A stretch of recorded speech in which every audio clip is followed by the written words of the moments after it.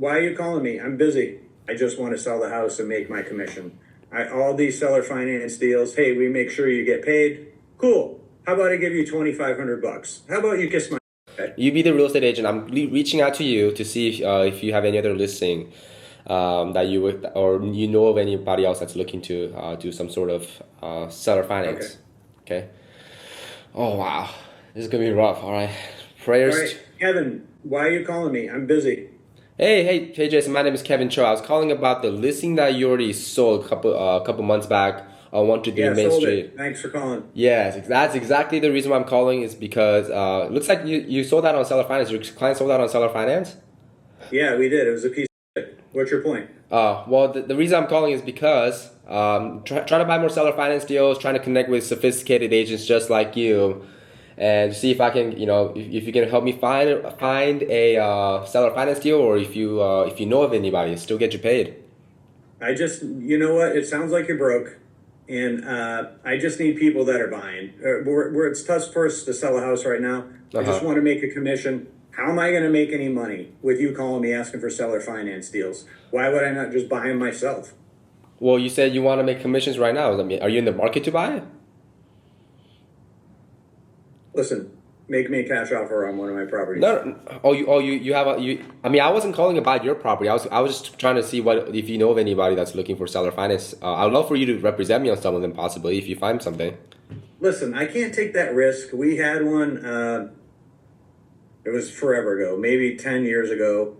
The guy paid the payments for like 6 months, and then he stops paying. And the seller, I barely know this lady, sweetheart of a woman, but she wasn't a sweetheart when this guy stopped paying. She was a total ass. And then she was trying to come after me. She said I set her up. She was a senior citizen. All of a sudden, like I'm the worst person in the world because I couldn't sell her house. And then I sell her on seller finance. And now you're asking me to do the same.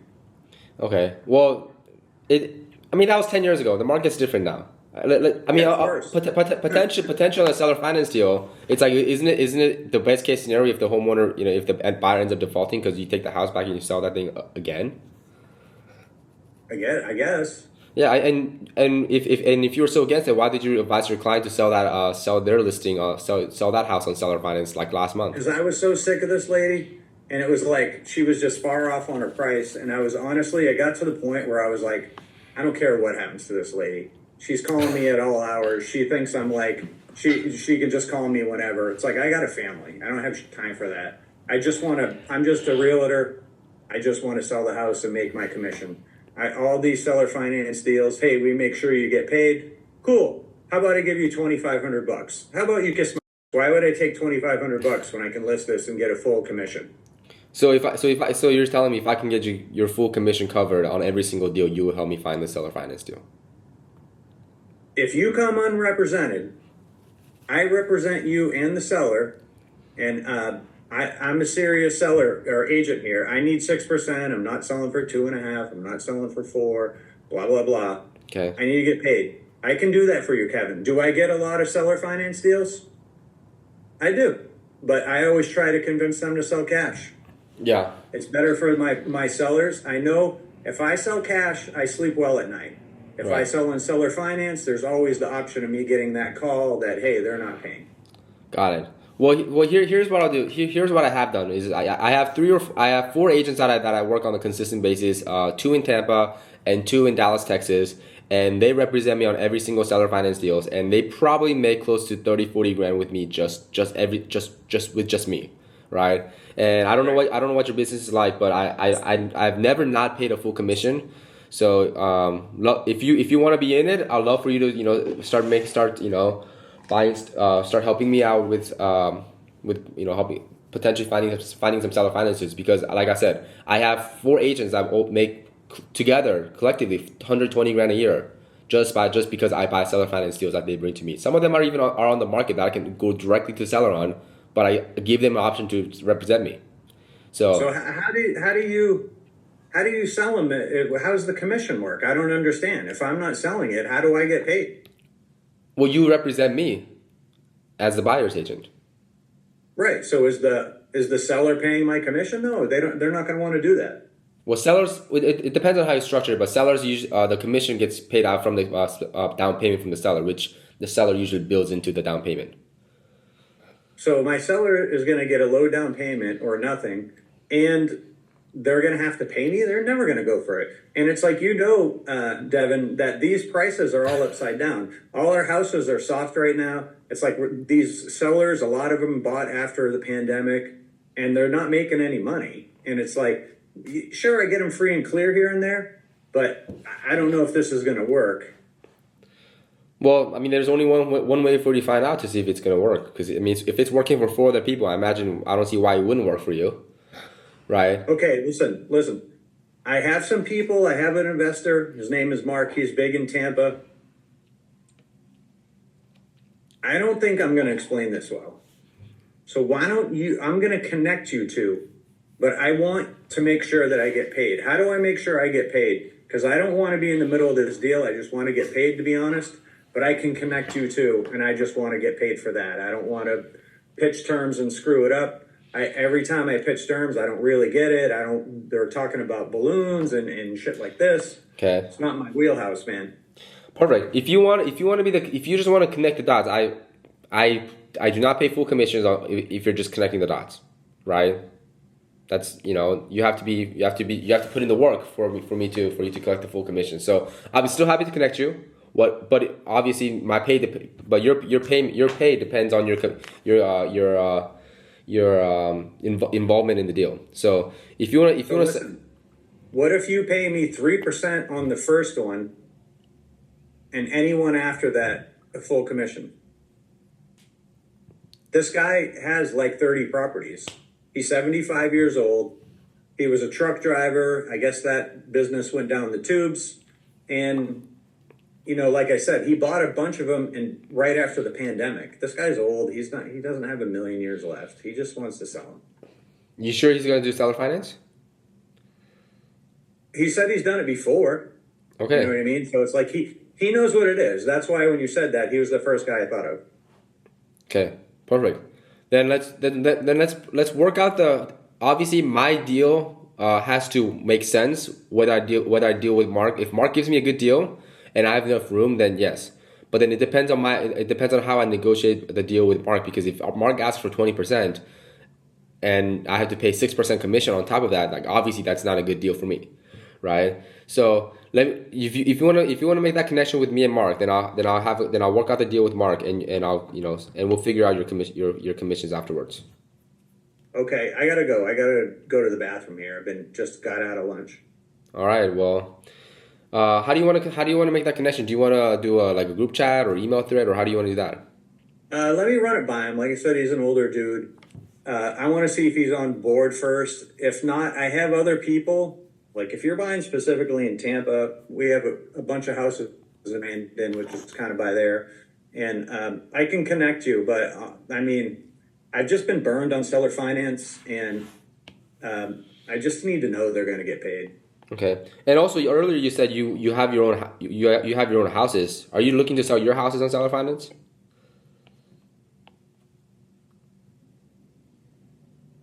I don't know. I don't know if you don't know, I don't know who to ask. Do you want to do it or no? Let's start with Mark's houses. I like that idea there. Okay, so I'm done. So okay. Give me your wrap up. Okay. I think I should have picked a path where I wanted to go first, because like you said, you had your own houses, and I'm like, okay, and then we deviated to the whole like, okay, whole idea of seller finance. I should have just said, hey, like, well, okay, well, let's do it. What houses do you have? I just kind of right. completely let that go. Right, and do I have partners? I don't know. Am I managing them? No, I don't know.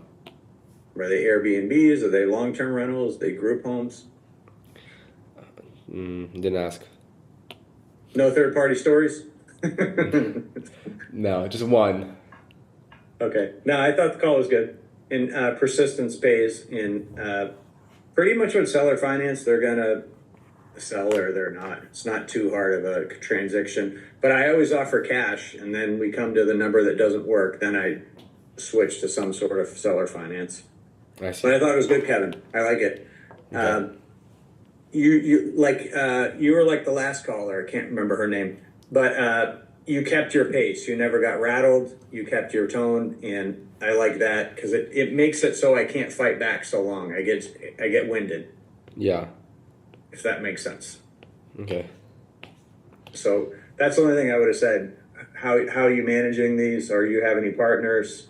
Am I buying your worst rental? Just kind of the regular pictures. Okay. Regular questions. Okay. Renee. Good call, Renee. Okay, I don't know where she went, but good call. Okay. All right, guys. I got to take off. I got shit to do. Okay. Bye. Have a good one, Kev.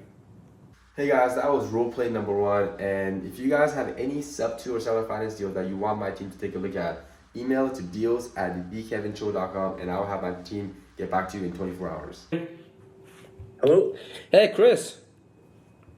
Hey, who's this? Hey Chris, what's up, man? It's Kevin Cho. Kevin Cho. I don't know any Kevin Cho. Hey, how are you? Yeah, you don't know me right now, but I hope by the end of the phone call you and I will get to know each other. But I was calling you about the house. It looks like you already sold this one a couple years back on 123 Main Street. I just wanted to see. It looks like that house was sold on seller finance. I wanted to see if you would have anything else that you would consider a seller financing offer on. Currently not at the moment, but how do you know that information? Oh, so I mean, I just so all the seller finance transactions that happen nationwide, it becomes a public record. So I just look at all the houses that were sold in seller finance, and I just kind of trace do a little bit of my homework and figure out who sold it on seller finance to see if I can possibly buy another house on seller finance from that homeowner who's already done it. Okay, gotcha. Yeah. Yeah. Well, right now, currently not at the moment. I don't have any more homes for sale. I do have a small portfolio, but currently right now, no, nothing per se. I just sold one about a month ago or a year ago. Yeah. So. Yeah. What was that the trouble one that you were like, I want to get rid of this one before anything else? Yeah, I'm coming out of I'm going into retirement, so I don't want to really manage too many homes right now. So this is just one of the ones I wanted to get out of the portfolio. Yeah, looks like you have a pretty sizable portfolio. If you don't mind me asking, do you what was your background? Were you an investor? I'd love to take some advice from you. Advice I can tell you is start young or start now. But I actually started pretty late in my life as investing.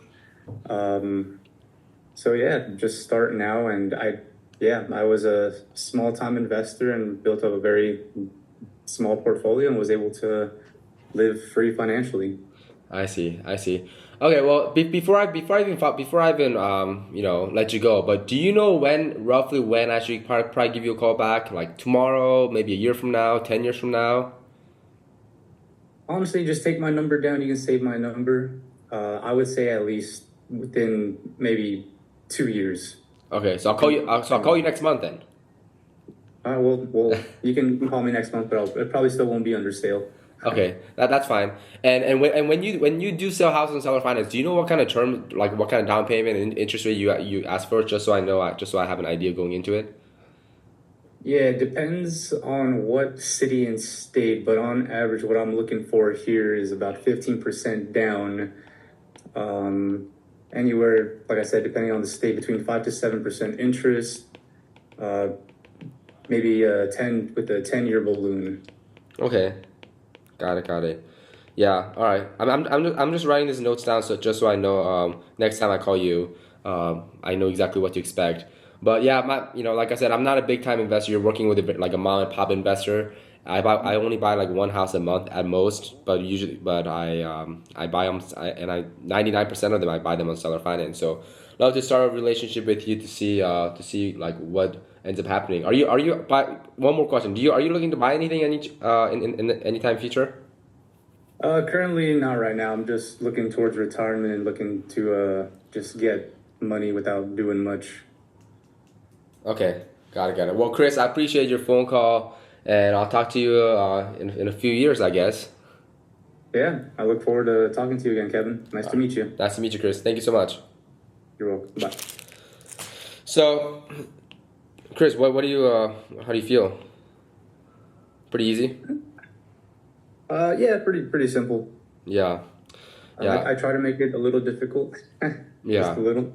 Yeah. The challenge with cold calling is, you can always it's up to you to how far you want to take the conversations, right? Like this one, I kind of pushed it a little bit. What I should have done was be respectful of their time and say, hey, okay, let me give you a call back at a different time, or when you're ready to sell. But if they're not in the market to sell for the next few years, then like I would probably hop off the phone call slightly earlier. But one thing I do want to highlight is I always ask a question. I follow up with the reason why as to why I'm following up. Otherwise, it just kind of seems too intrusive for some people. So that's just the way that's just the way I flow.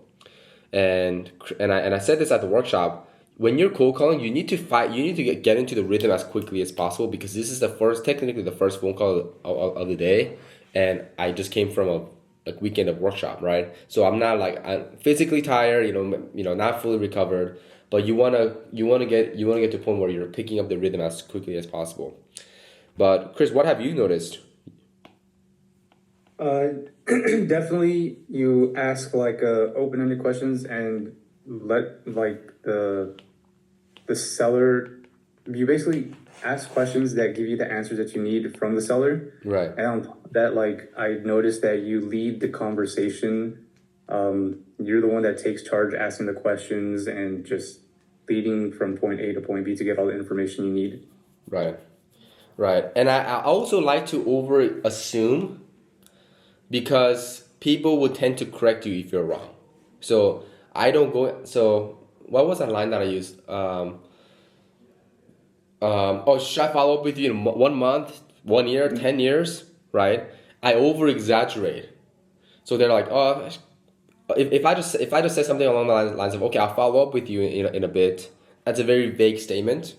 Yeah. So you wanna get that time frame, right? So when I over exaggerate, like, should I follow up with you in 10 years? Like, who knows if that homeowner might even be alive in 10 years, right? Yeah. So I want to over exaggerate it, because I want them to start correcting me. And when people correct you, they feel really good about themselves.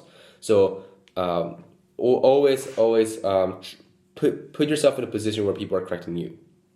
Yeah.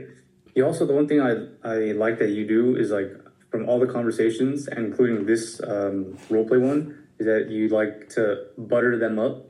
Yeah. So one of the lines you said that even though I don't own many properties like myself, I was just like, oh, it's cool. That feels good when you said, oh, it seems like you built up a decent portfolio. How long have you done this? So buttering the seller up is definitely, it helps them, and it brings up the mood. Right. 100%. I'm like, I would love to take some advice from you. Mm-hmm. So 100%. People love to get boosted up. They're like, oh my gosh, this person actually respects me. So and my methodology of buttering people up is very similar, in that I only have few lines that I use on the daily over and over and over again, right? Like real estate agents, like you guys heard me.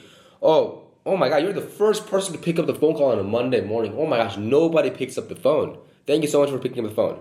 I use that line so many times, right? Like when I'm working directly with an investor that's built their portfolio, people would love, oh my gosh, I would love to, what's your secret? How do you how'd you build up your portfolio so fast? People love that kind of compliments. So, and then you also, and like I always say, you want to have good energy all the time.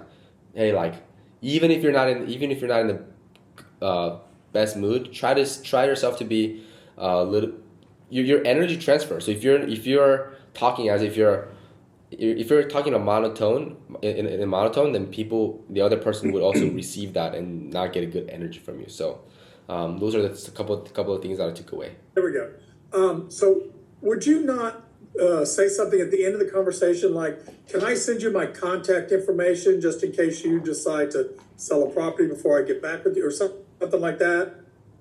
so that if in 2 months they decide, I'm gonna sell a property, let me call Kevin or. Yes, I would definitely do that. But then what I would do is that's a question that doesn't really get anywhere. Can I send you my contact information? It's like, what if they say no? Are you gonna stop sending the contact information? You're gonna have to send them contact information whether they say yes or no to that question. You just open up yourself in a position where they say no. Oh, so you would just simply send it to them? Or 100%. Okay, all right. And Yeah. without asking, okay. No. Yeah, that's what I did with my phone call with this gentleman here. I just gave him my information, told him to write it down. I texted him. Right. Yeah. You always want to tell them, hey, like this is what's gonna happen. Not, hey, can I do this and can I do that? No, you want to be like, this is what's gonna happen, and I love to, and most of the time, if you just kind of say it in a very like natural way, they don't question that. Like, oh, okay, sure, yeah. Like when I told Chris, hey, I'm gonna follow up with you in a couple years, he was like, okay, sure. What I love to do is I love to like when you want the other person to remember who you are.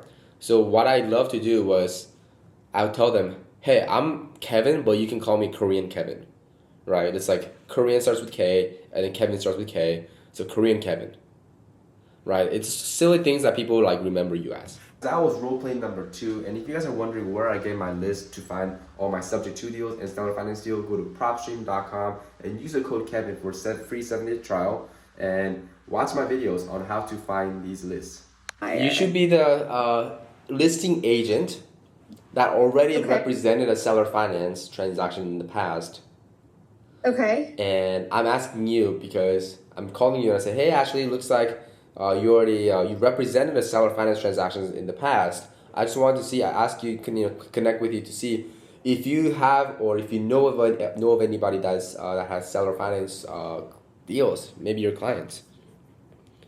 Hey, yeah, I think that this is a great way to purchase. I know it doesn't work for every client, but I have worked with a handful in the past, especially moving into the beginning of this year and the end of last year. It's kind of been more popular. Are you buying a lot like this lately?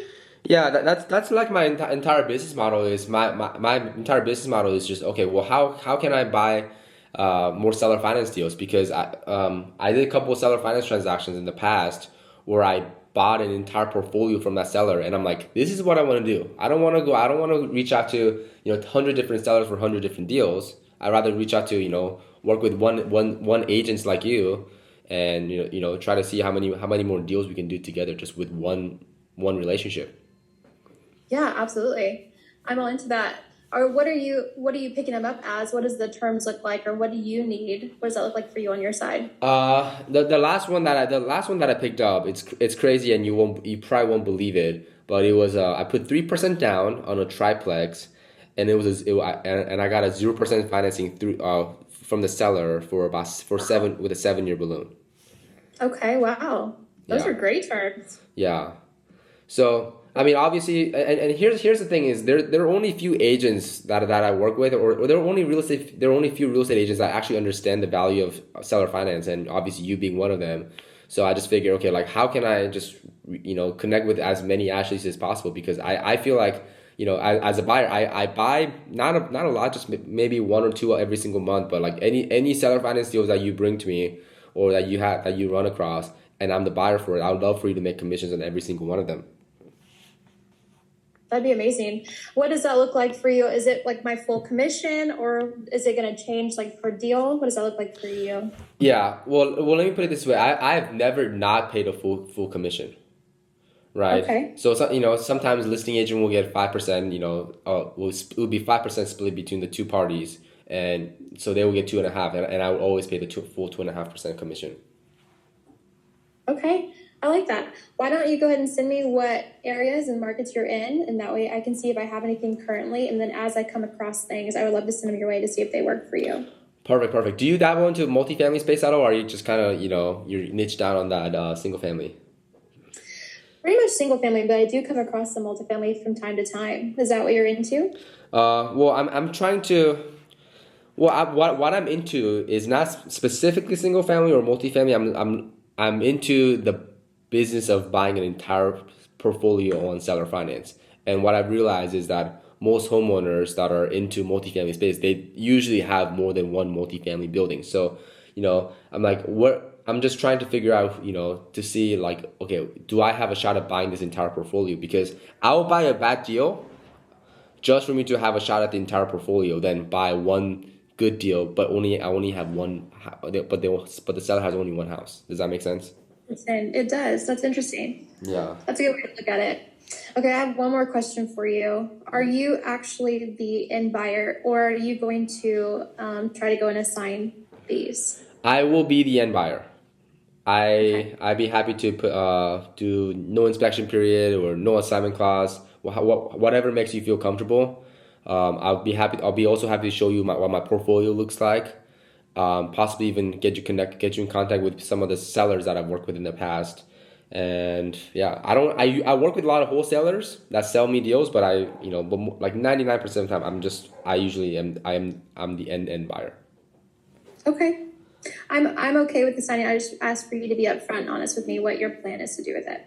Yeah. And here's the thing is the way I work is, you send me an opportunity, and then I say, Ashley, just give me 24 hours, and then whether the answer is yes or no, I'll still give you a call, because I don't want to hold anybody's deal just for the sake of holding the deal, and I waste your time, and I waste the seller's time.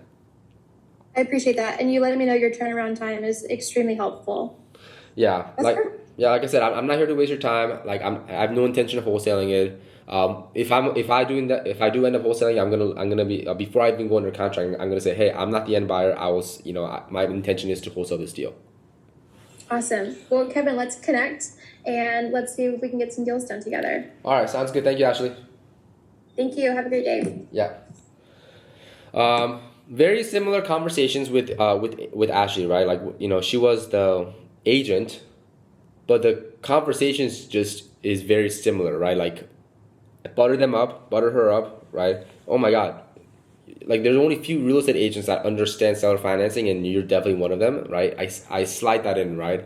And, sometimes the agents feel good about it, sometimes it doesn't really, hit them on the spot, but nonetheless. But Ashley, what do you think? I think that was good. The conversations have definitely been different this year than they were last year, talking to agents, just seeing the difference there.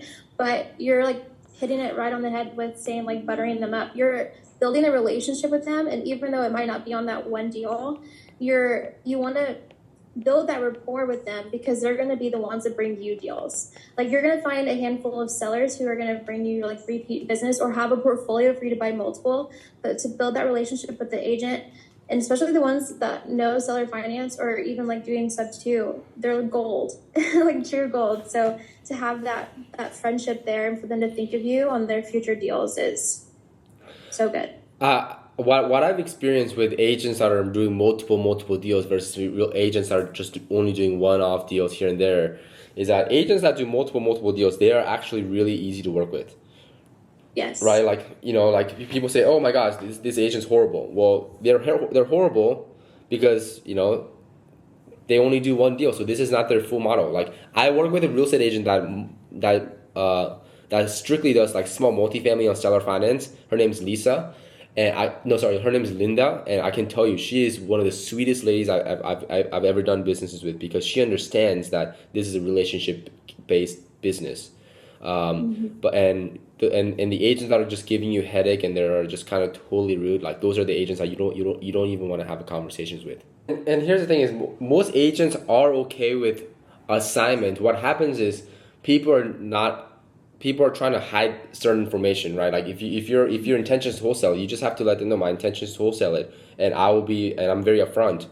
And what I realize is, if you just tell them upfront, like they're most likely okay with it, because they know what to expect. They're like, okay, he or she is not the end buyer, so I'm mentally prepared to take backup offers in case. But if you just tell them, hey, I'm the end buyer, like blah, I'm putting the EMD down, but your intention was to wholesale it from the get-go, the agents kind of let the guards down, because they're like, oh, we're under contract, we're going to close in 2 weeks, but that's not how it works.